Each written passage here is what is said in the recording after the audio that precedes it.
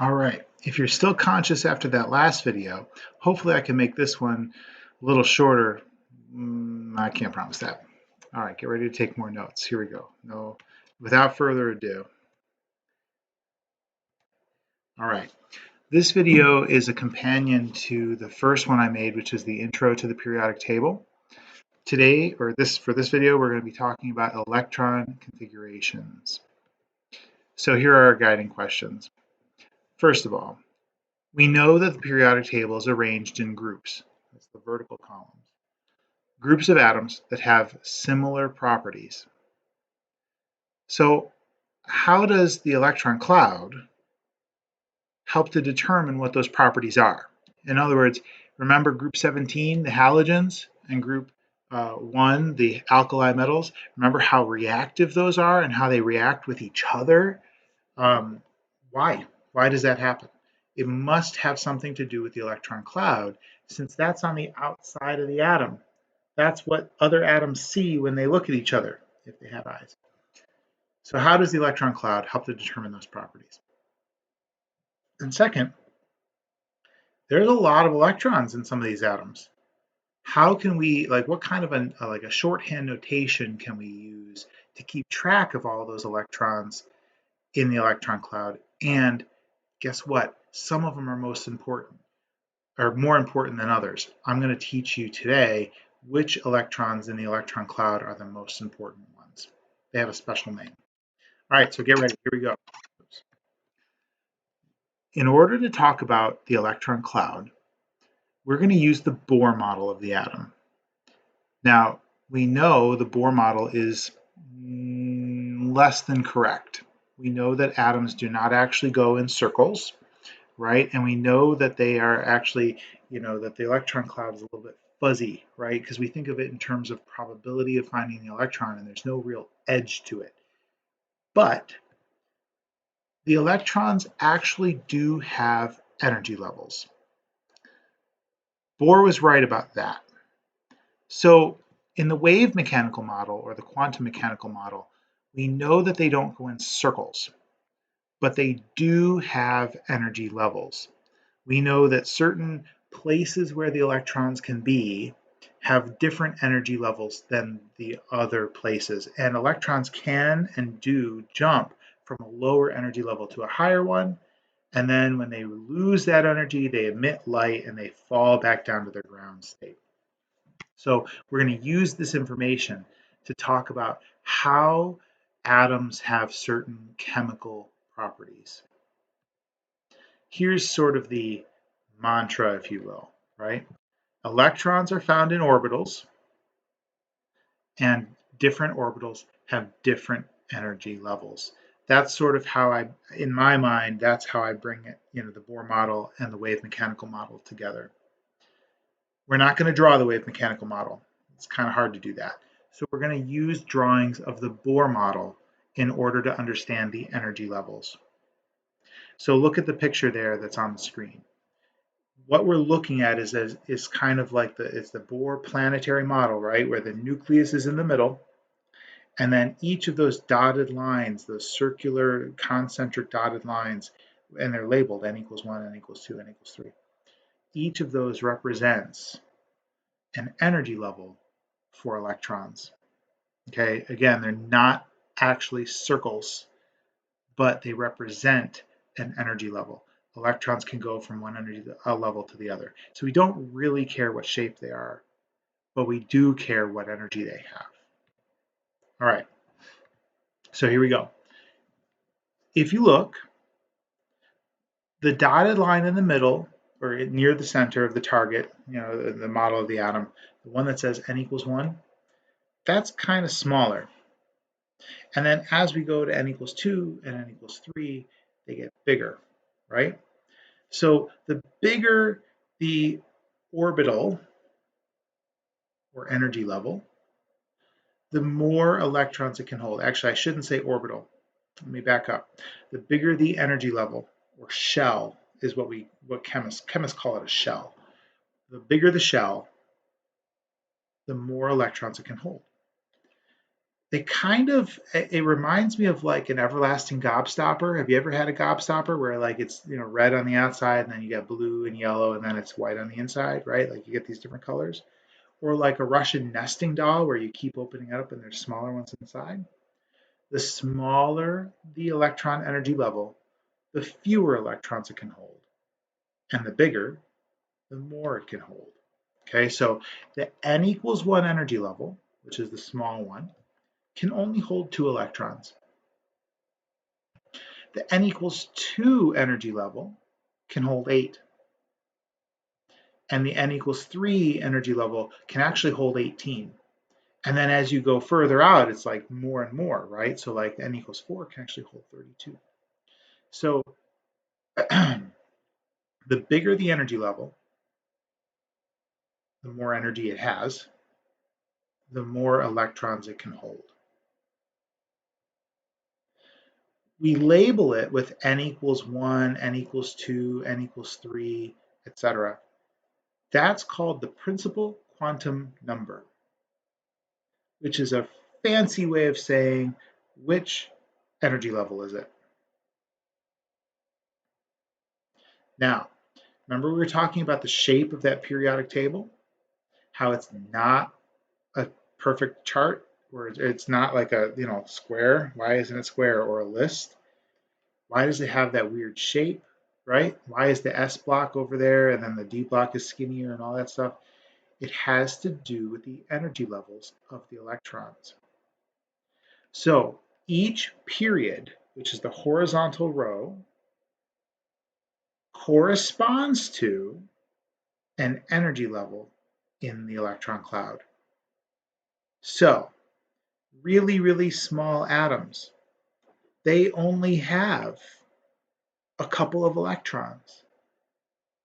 Like hydrogen and helium only have 1 or 2 electrons.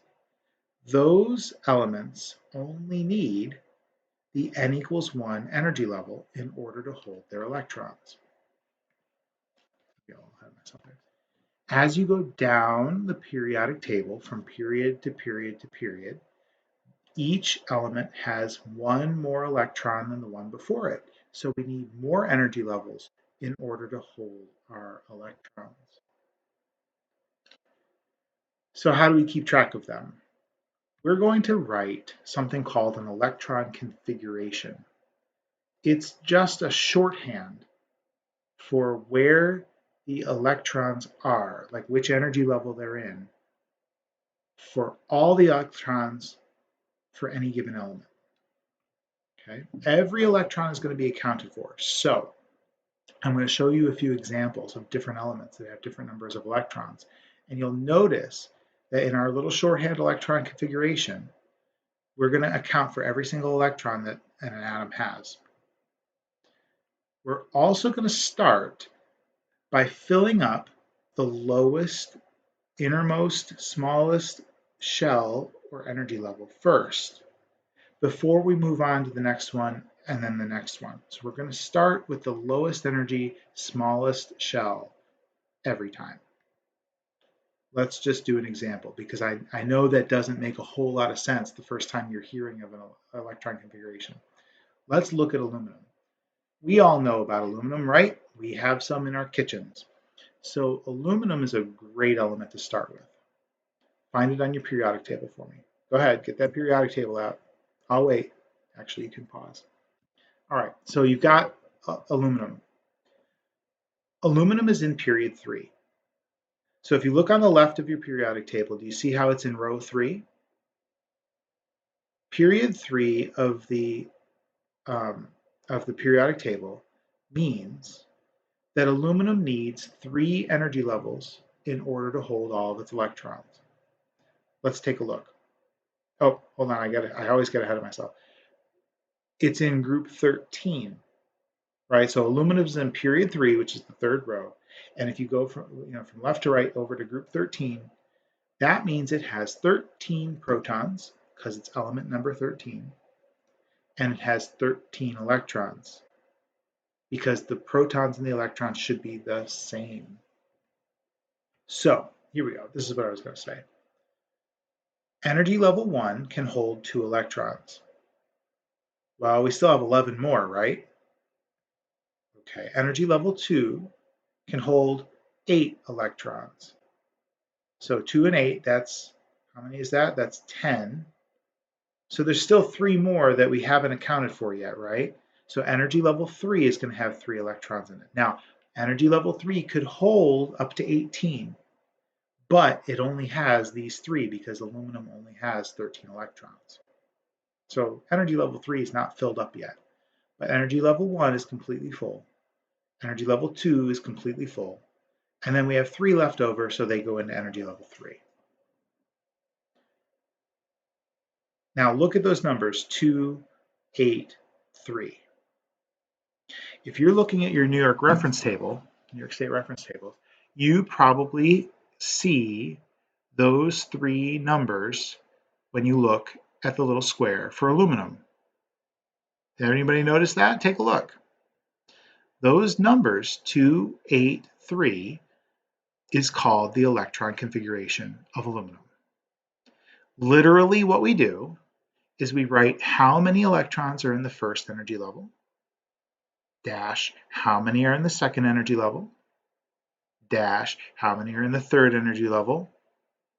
And then if we're with some other element that's really big, we can keep going, right? We literally just say, okay, if I've got 13 electrons, how do I break them up into those shells in the electron cloud? 2 in the middle, then a shell of 8, and then in the outer shell, 3 electrons. Now, since I'm not there, you probably may have some questions for me on Tuesday. Great, write them down. Ask me your questions. I'm going to take a minute to talk about those questions when I return to class. All right, let's take a look at boron for a second. Find boron on your periodic table. Oops, I keep pressing the wrong button.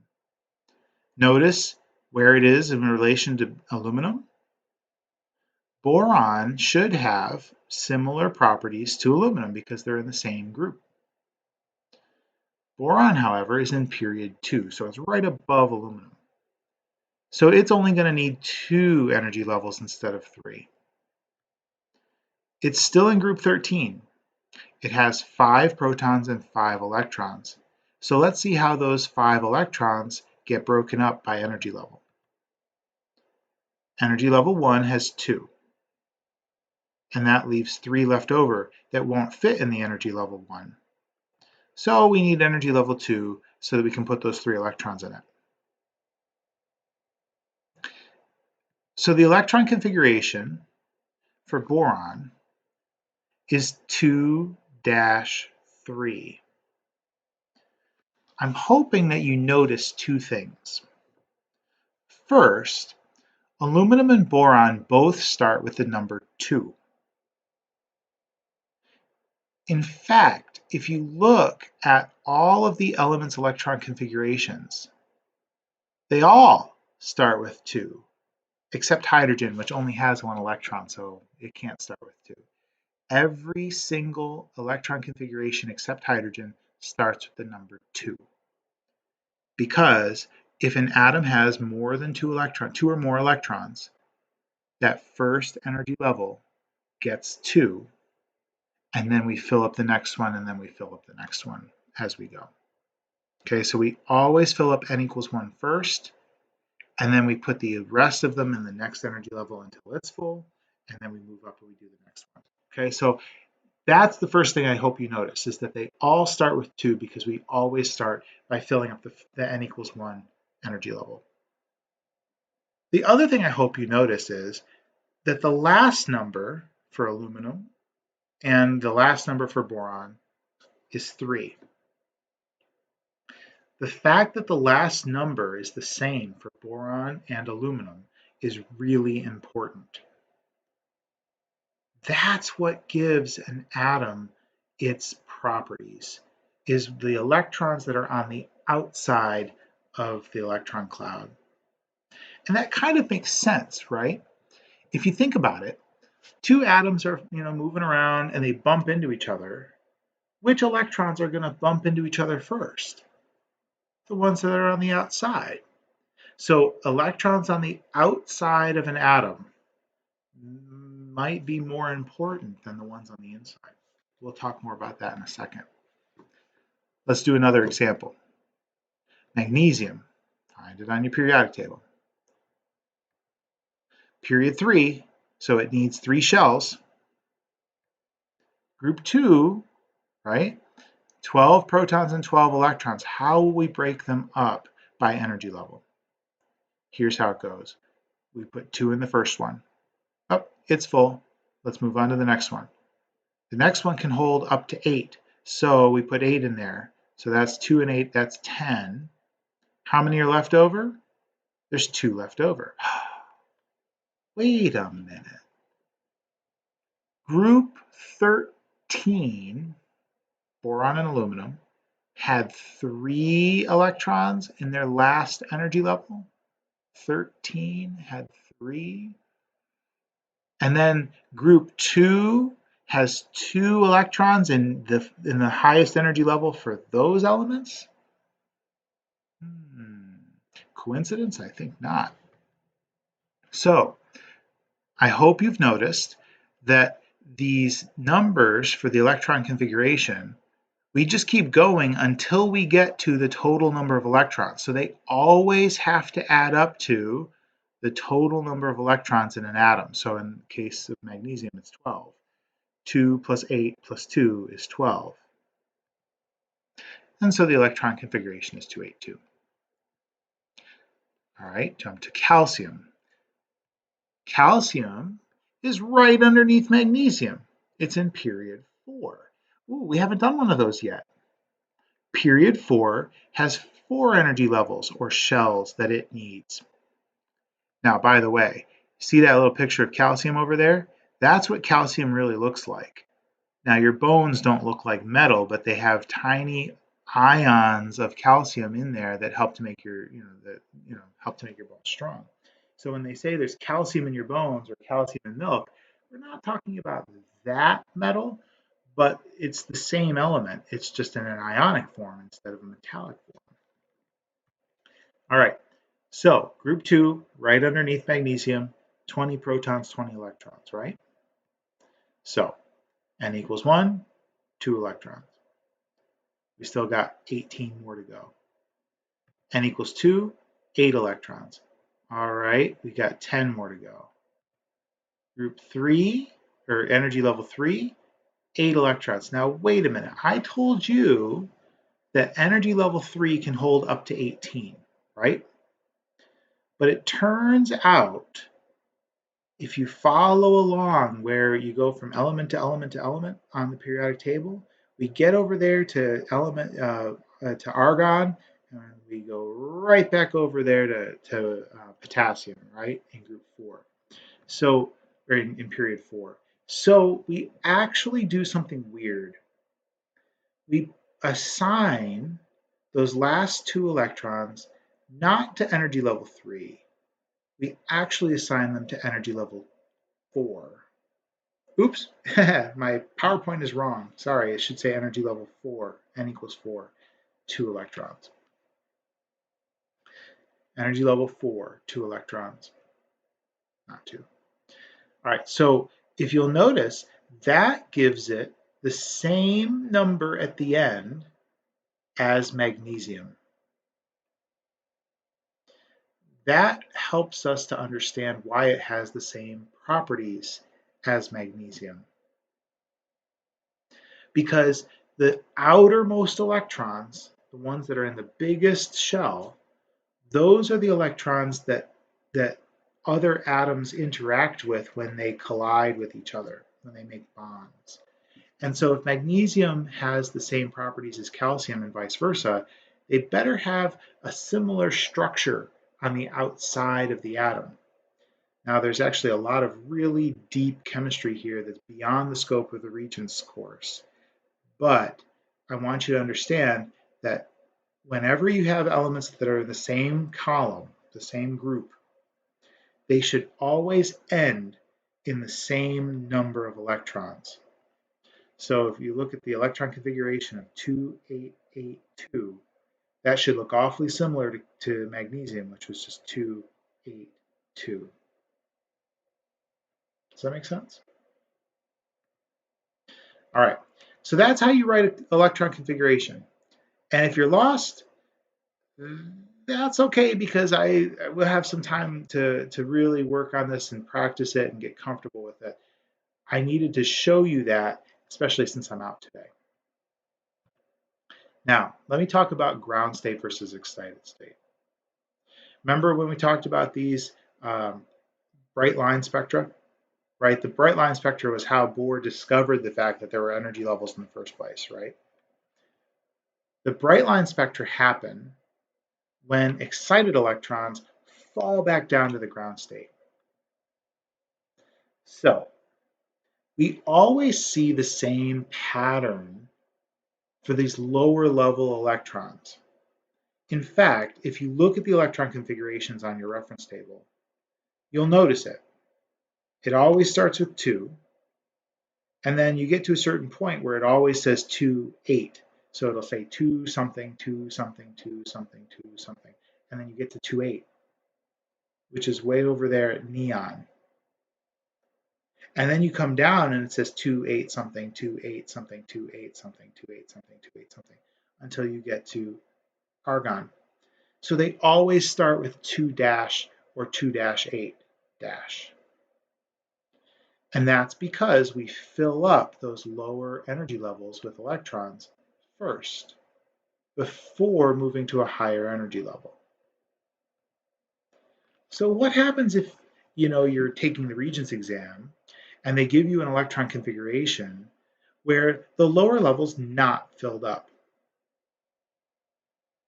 That's called an excited state.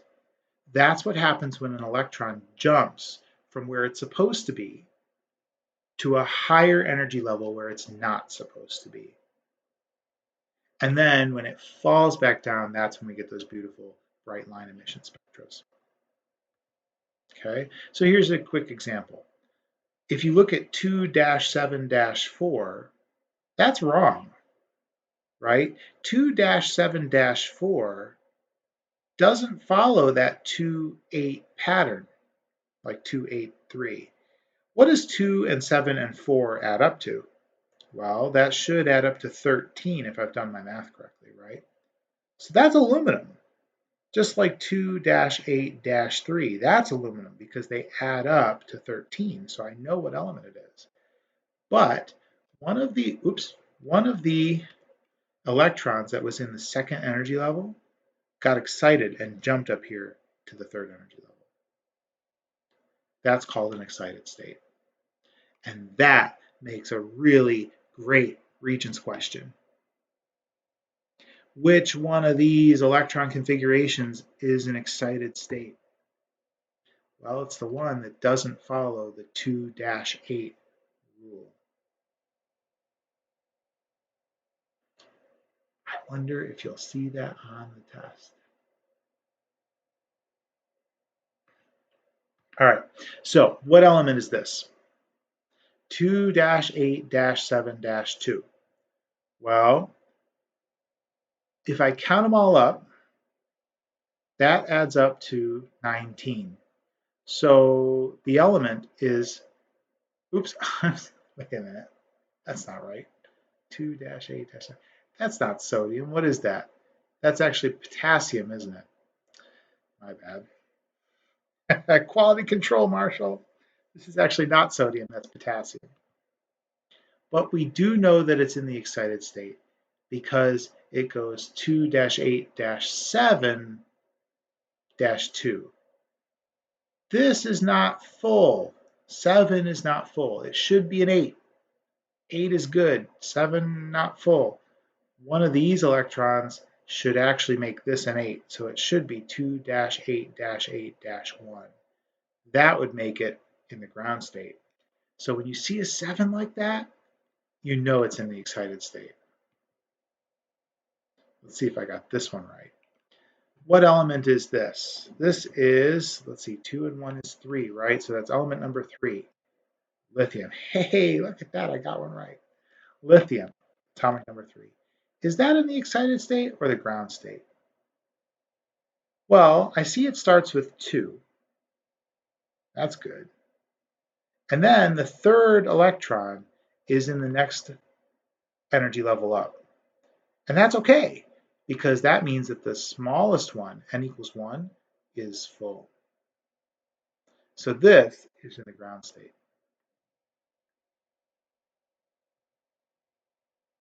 What about this one? 2, 8, 18, 5. 2 means that the first energy level is full. 8 means that the second energy level is full. 18 means that the third energy level is full. 5, that's just however many are left over. This is arsenic. If you add these up, 2 plus 8 plus 18 plus 5 is 33. It is in the ground state because everything from the 2 to the 8 to the 18, those are the biggest that they're allowed to be. And then the last number doesn't matter because the ones below it are completely filled up. What about this one? 2-7-8. This element is, let's see, 9 plus, that's element number 17. That's chlorine. But this one is in the excited state because the 7 is not completely full. It should be an 8. So one of these electrons in the third energy level got excited from the second jumped up to the third. When it falls back down, this will be 2-8-7, and that would be the ground state. All right, last little piece of this puzzle here is what we call those electrons in the outermost energy level. The electrons in the outermost energy level for the ground state, right, assuming that everything's in the ground state, the lowest possible energy state, those are called valence electrons. And they 100% correspond to the elements group on the periodic table. The maximum number of valence electrons is 8. So do you remember way back to Mendeleev's octave rule or rule of octaves? We call it the Octet Rule now.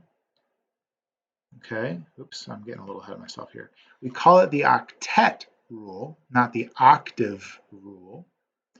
But the Octet Rule is in part of what the Octet Rule says is that the maximum number of valence electrons that an element can have is 8.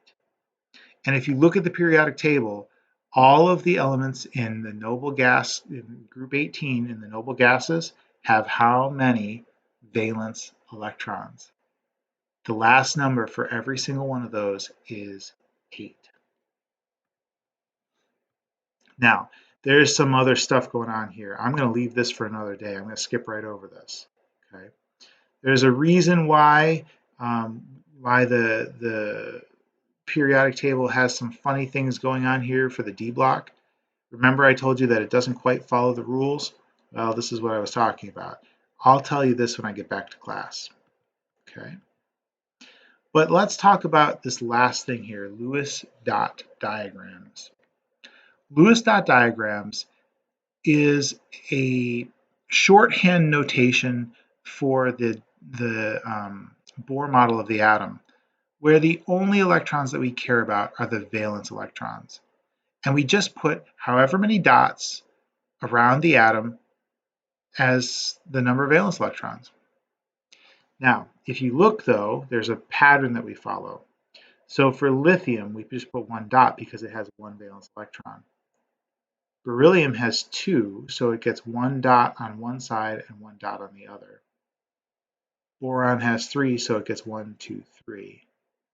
Carbon has 4, so it gets 4 dots. And notice that they're arranged like, left, right, top, and bottom like that, right? And then when we get to 5, something interesting happens. We start to pair up the electrons.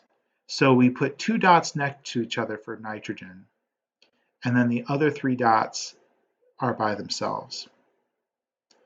Oxygen has 6 valence electrons, so we make 2 pairs of dots, and then we have 2 left over that are by themselves. Then we pair up 3 pairs for fluorine with 1 by itself. And finally, for the noble gases that have 8 valence electrons, we have 4 pairs of electrons. So that's how you make Lewis dot diagrams. You just show the element symbol, you count up however many valence electrons they have, but then when we put them on, when we put the dots around the element symbol, we start by putting one on each side as if it's like an imaginary square. And once we get 1, 2, 3, 4, then we start doubling them up. And that's it. I imagine there's going to be a lot of questions about this PowerPoint in particular. I would be delighted to answer all of your questions when I return to class. Please go ahead and do the exercise that I left on Google Classroom for you, where you're going to be dragging dots around to make a model of the Bohr, or the Bohr models of these different elements. The key to remember as you're doing it is to make sure that you're putting the correct number of electrons in the n equals 1, this is 2, and then a maximum of 8 in n equals 2, and then a maximum of 8 in the n equals 3. So hopefully by doing it, this will start to make a little bit more sense, but jot down your questions for me when I return. Thanks so much for watching, and I hope this wasn't a completely terrible crash course on electron configurations. We'll sort it all out when I get back. Thanks, guys.